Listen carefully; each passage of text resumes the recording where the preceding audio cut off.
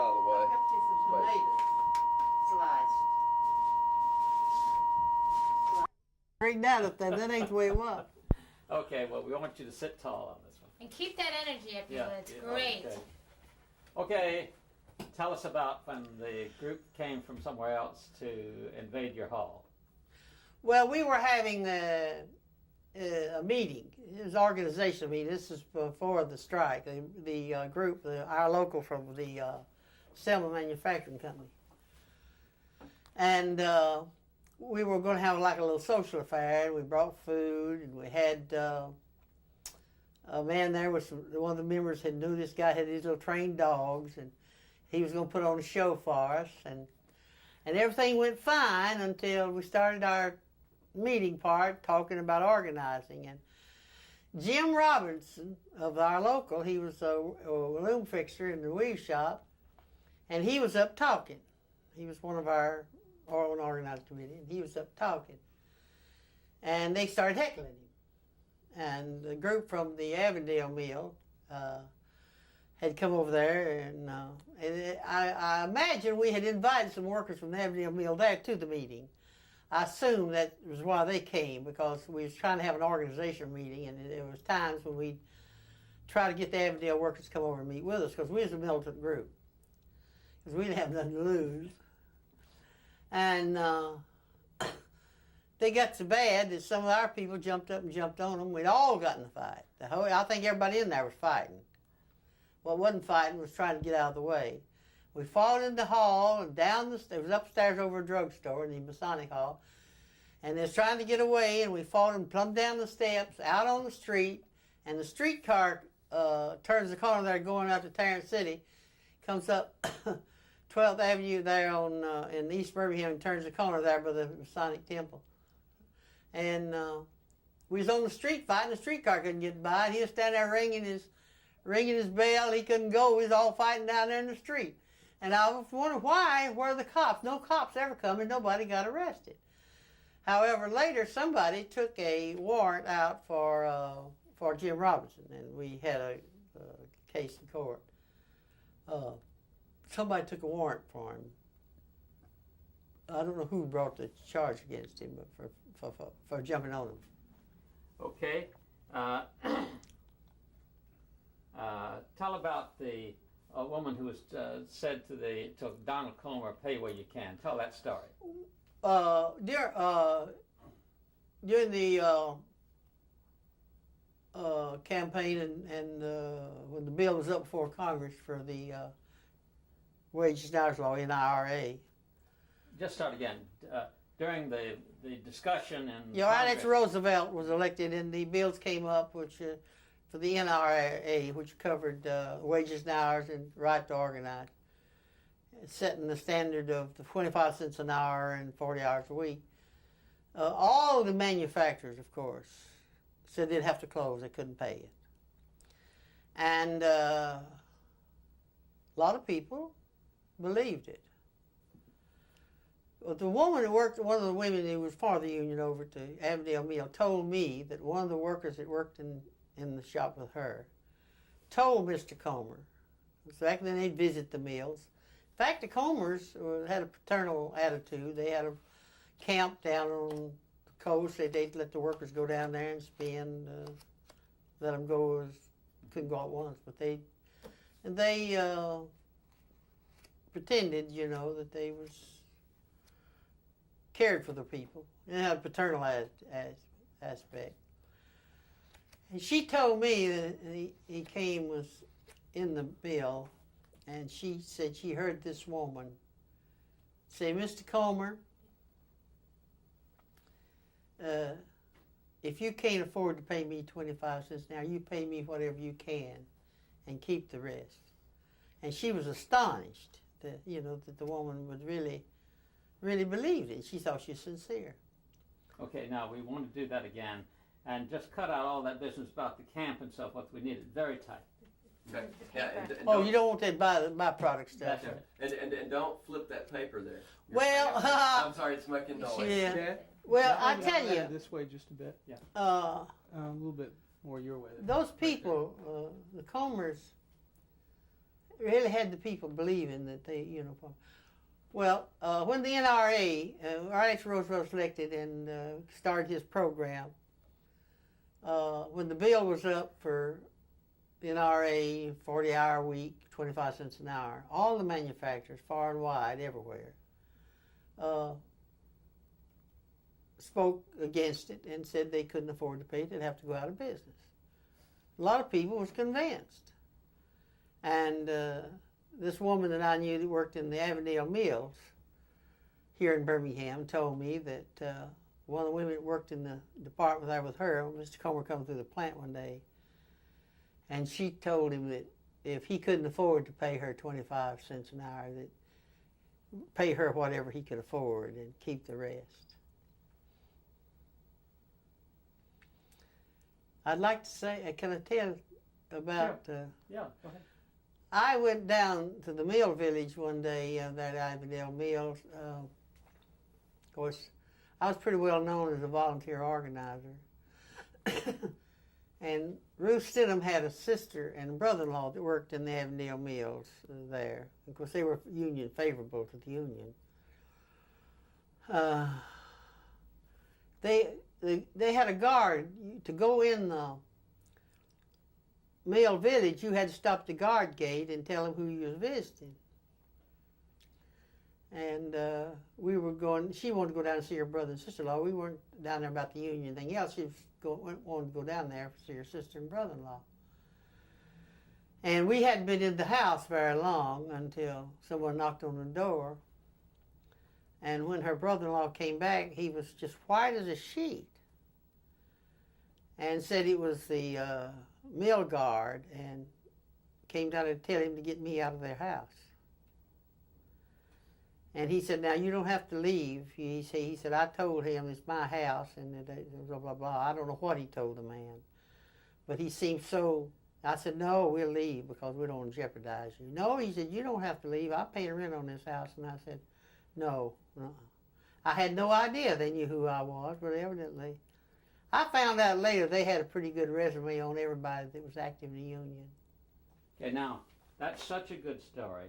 We want you to tell it again with a lot more energy. You're kind of feeling after lunch right now. I know you do. But make it very clear that there were guards, not the mill. You want to say the mill village, you see. Much more clear than that. Okay, now try it again. Well, one day, Ruth Stidham, who was a good friend of mine, we went down to visit her sister and brother-in-law who lived in the mill village at Avondale Mills in Birmingham. And I know there's been a lot of wild tales told about how company villages, both mines and other villages. But I can believe it because I know firsthand some things that happened to me. And this is one of them. Went down there. We weren't down there about the union. She wanted to go down there to see her sister and brother-in-law. And we had to stop at the guard shack and tell where we were going. You had to stop to tell who you was visiting. And we went in the guard shack to tell. We didn't tell who we were, but Ruth told me she was going to visit her sister and brother-in-law and told them the name. And we went down, and we were sitting in the kitchen talking around the table. And someone knocked at the door. I hadn't been in there very long.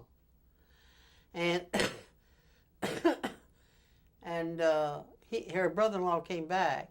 He answered the door. He came back, and he was white as a sheet, and said it was the guard from the mill, and that he said that he told him to get us out of his house. But he said, now this is my house. I told him this is my house, I'm paying rent, and I have it who I want. And I said, no, we'll leave because I don't want to jeopardize you in no way. And he said, no, it's my house. He insisted, but I really knew that it was of all false courage because he was ashamed, I think, that to admit that he was afraid. And but we left and that's my last time ever in that mill village after that. Good, thank Monroe Adcock. You want me to tell about Taylor? I never did speak after they didn't tell everybody about getting shot. We was laughing joke. Well, okay. I guess But I was telling first about Monroe. tell about what happened to him, though. Well, it was it was dangerous to go around Decatur because of the background since back in the early days. It's dangerous to go around if you were organizing union. Yeah. If you're talking anything about the union. Start again.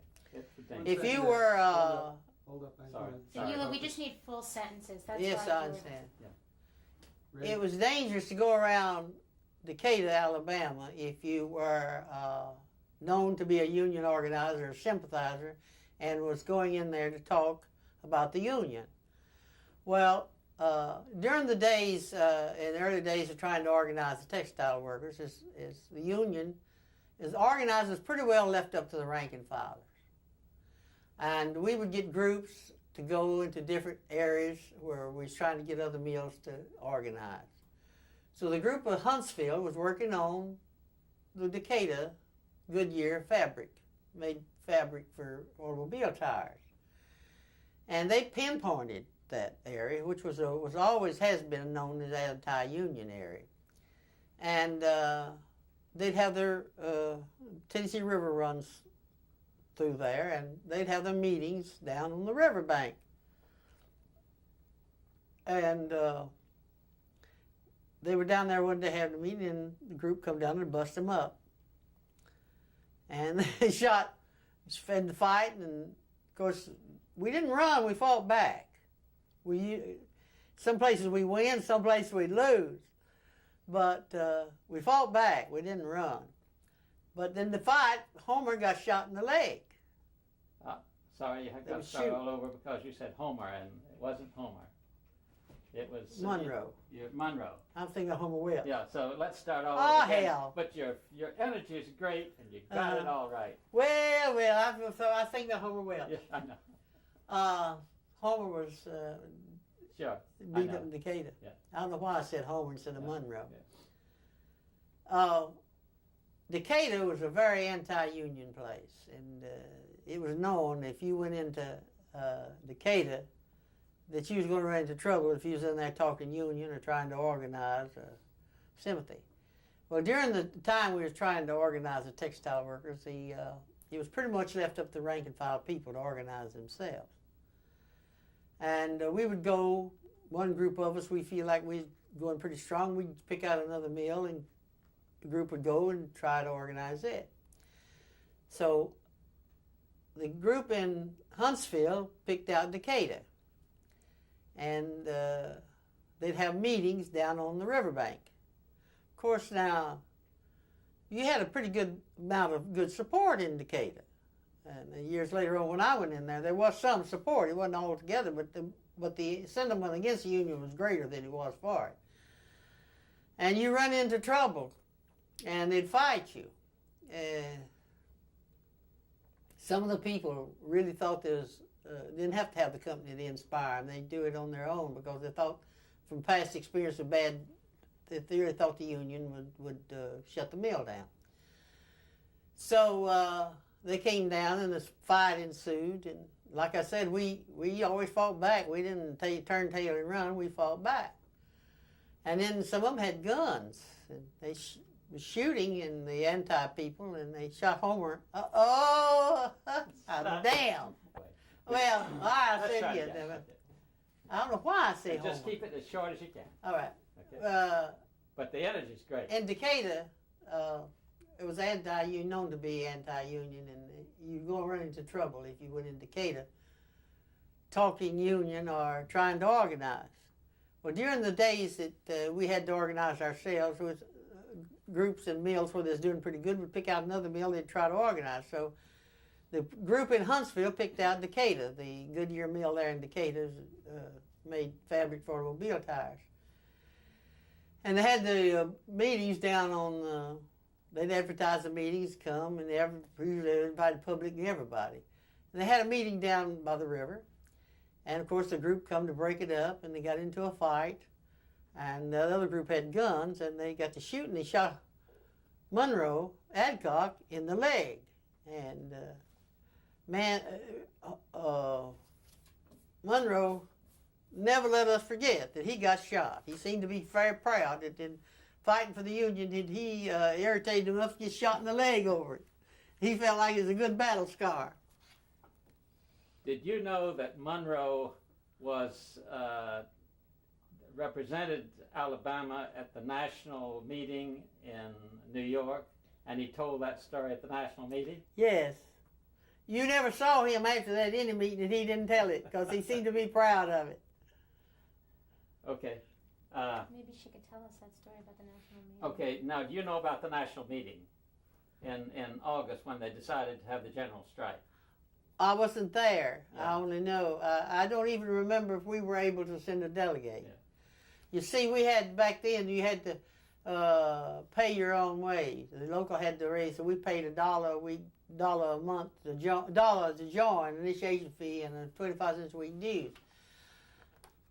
I don't remember if we had a delegate go. We probably couldn't afford it because we did. It cost even then to send somebody to New York.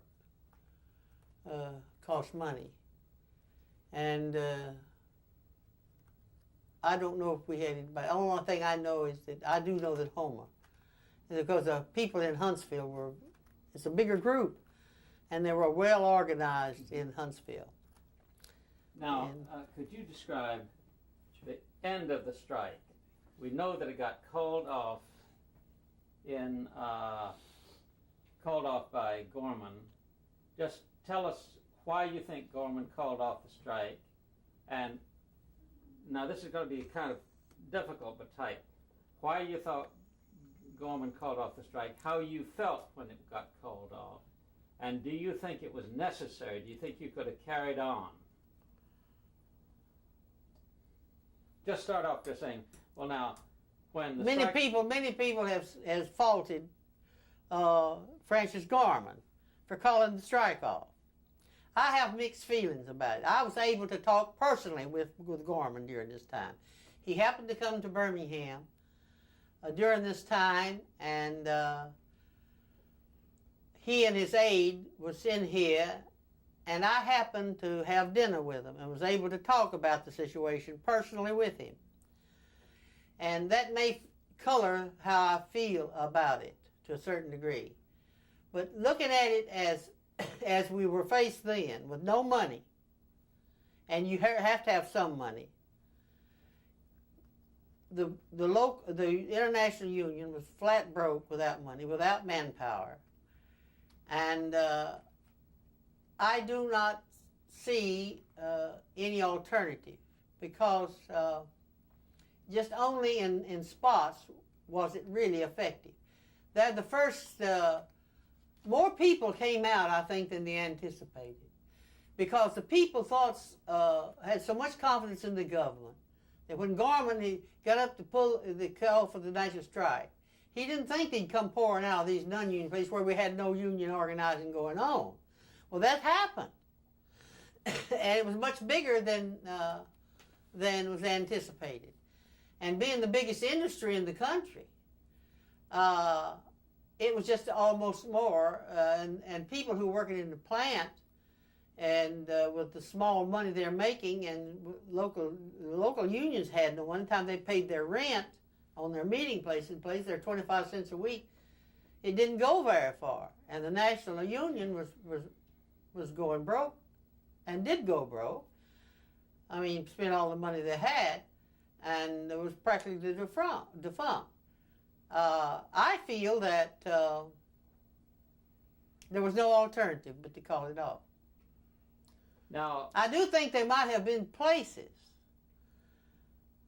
that, while I'm not in favor of defying the National Union, if places like Gadsden that felt so strong about it, with that one mill there being an individual mill that wouldn't have a whole big chain to fight, they might have stayed on in there and toughed it out and have won. I don't know. We may have seen. But saying that if they was going to defy the International Union, then I would, if they had defied them to the point they said, well, we're not going back, we're going to stick it out on our own and try to win, it might have won there. I think it's a possibility they could have won there. knowing the history of Gadsden from back in World War I, and the old people who was there during that strike, with the determination they had, I think they possibly could have won but they've done it on their own. But they had done it on their own anyhow because of the National Union. If the strike had been carried on, there'd been very little the national organization could do anything for them because there was no money. Now, could you talk about Roosevelt and the strike? To me, Roosevelt, I think that, and this is all later on, looking back and viewing it, and knowing things that I know now that I didn't know then, and had no way of knowing then. I think Roosevelt had his popularity among some of the business groups was wearing out. And they just accepted him because of the country was in such a terrible situation when he took office. The businesses needed him just about as bad as the working class of people did. And I feel that they got on their feet to a certain extent because he started up some industries to give people work, to put some buying power in the pockets of the workers. And before WPA, there's several workplaces around Birmingham here that people went and worked. And I forget what they called them, but they were sponsored some way or another through the local government and the federal government. And after the businesses felt that they could go on their own and they got out of all they could, I think they began to turn against him and want to go back to their old ways of doing things and want no more government interference. And I think that to a certain extent it had a political effect on Roosevelt. And he felt the continual might hurt him politically. And you have to look at the whole picture. You can't just, when you're playing politics, you can't look at, say, this, well, you got to stick with us. We started with us, you got to stick with us. Let's face it, politics is politics. And I think that, I think with or without him sticking behind us, it would have failed anyhow. Because there was no resources. And it was bigger than we could handle. Good. Now, we're going to jump a lot. But you have told us about staying at the White House. As soon as that car, about how different it was that a man as big as Roosevelt could do that.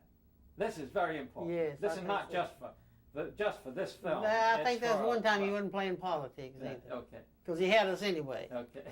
We had nowhere else to go. Okay. Now, tell about going into the White House. I'm going to give you something about the background of the World Trade Union League, how I come to be there. Okay, that's good. And the fact that Mrs. Roosevelt was a very prominent in it. Uh-huh. Okay, good. During the time, about the time that we were organized in textile here in the South, and after the 1934 strike, and when we lost, we had to go back to work without a contract, and our union fell apart.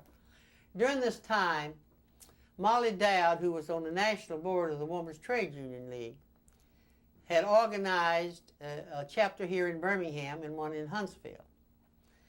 And I was a member of the Birmingham group, the Women's Trade Union League. And our purpose was to try to better the lot of working women. And this organization was predominantly union, but 10% of the member on our Constitution could be women who weren't members of the union, but who had sympathies and was for the trying to improve the working conditions for the women. And I was active in this League of Women Voters and Women's Trade Union League. I'm sorry, I always go ahead. Women's Trade Union League, and they had a convention in May of 1936 in Washington. Now, since we had to stop, I want you to say, I was active in this, and it was an organization that had some prominent women, like Mrs. Roosevelt, to name some others. Okay. Well, the organization of the Women's Trade Union League, it was formed, I think, around the early before the turn of the century. In fact, it was instrumental in helping to form the Amalgamated Clothing Workers in 1914. It was started by a group of women, Miss Raymond Robbins and Mary Dwyer and Elizabeth Chrisman and Miss Raymond Robbins and Mary Dwyer were sisters, and they were society people and very good friends of the Roosevelts. Mary Dwyer was a member of the New York League, which Miss Roosevelt was a member of. And so when they had this convention in May of 1936, they offered me what they called a scholarship to come to attend the convention. And part of my training as an organizer, that was really the purpose of offering me the scholarship. So I was working in the mill, and I certainly wanted to go. I'd never been anywhere. And I asked my boss if I could be off this certain week in May.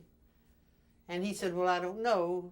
Later on, near a time that you want off, if you'll remind me, if I can possibly let you off, I will. So the week before, I reminded him, and he said, okay, you can be off. Well, we were going to leave on this Friday, and that was my last day to work, was going to leave that afternoon, so I didn't work that Friday. And that afternoon, Miss Dowd had told us that Eleanor Roosevelt had invited the delegates from Alabama, Huntsville and Birmingham, to be her guests in the White House that week, along with the delegates from her own league in New York City. So our pictures would probably never been said anything about me going to Washington had it not been for being invited to be in the White House that week. So our pictures broke in the paper, and that afternoon that we left. So we went on up to Washington, and it was quite amusing. Of course, we'd never been anywhere. We drove through and spent one night on the road. We wanted to get in there in the afternoon in Washington. So we left our car downtown and to take a taxi to the White House.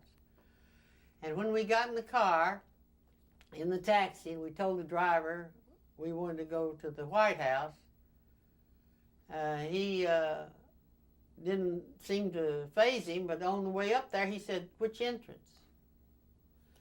And we said, the main entrance. He turned around and gave us a look, you know. But he went ahead, and he seemed surprised when the head usher come out and welcomed us, was expecting us.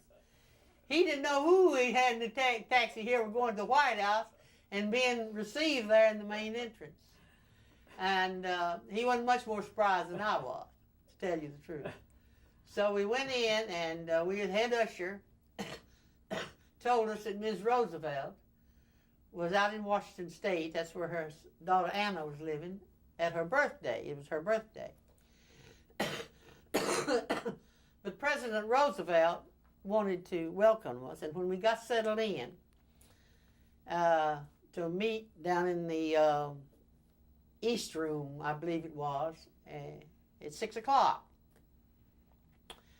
So we was lucky enough to have Miss Mary Dwyer and these other women who knew their way around to fill us in, and they understood what the protocol was.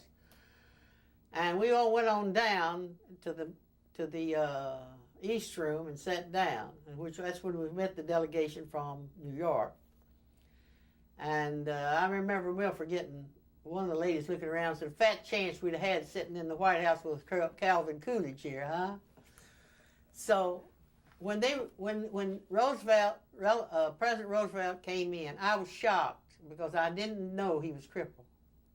I'd heard him on the radio, but I never saw him much on newsreels because I never went to movies, didn't have the money, and I worked. And I was so surprised when they wheeled him off there in the wheelchair. But I never saw a man that radiated personality like that man. He just beamed when he got off. And I'm not exaggerating. I'm not a person that, I know politicians, and I know when put on and when it's real. And he sat and chatted with us. First thing he asked us, had we had anything to eat? And eggs. Back then it was every Sunday. Okay. You've got to pick it up for you to say. The first thing he said,